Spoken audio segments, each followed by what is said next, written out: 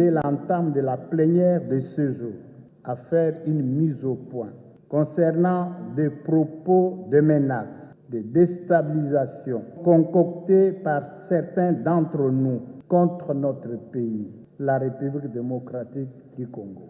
Mais avant cela, permettez-moi de rendre un vibrant hommage au président de la République, chef de l'État et garant du fonctionnement régulier des institutions de la République, Son Excellence Félix Antoine Tshisekedi Tshilombo, pour sa bravoure et sa détermination à offrir aux citoyens, dans le strict respect de la Constitution, la possibilité d'exercer leur droit du suffrage.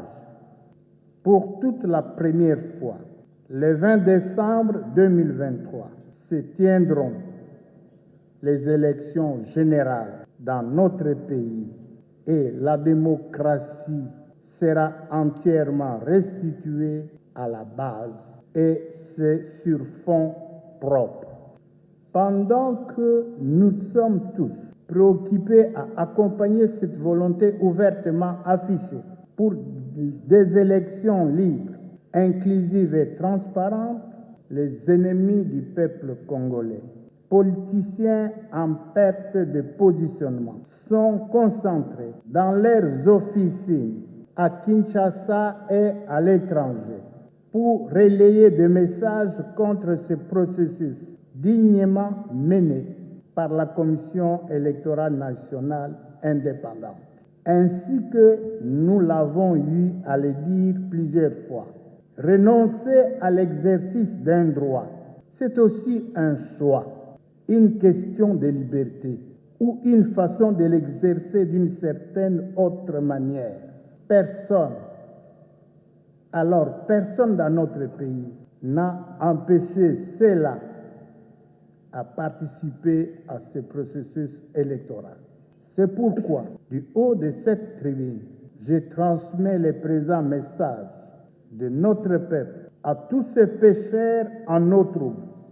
Pendant plus de 20 ans, vous avez pris notre pays et ses ressources en otage, vous partageant terre et biens de la République, entretenant gabegie et despotisme sans gêne, et c'est dans vos intérêts personnels d'un petit groupe au détriment de l'ensemble du peuple congolais.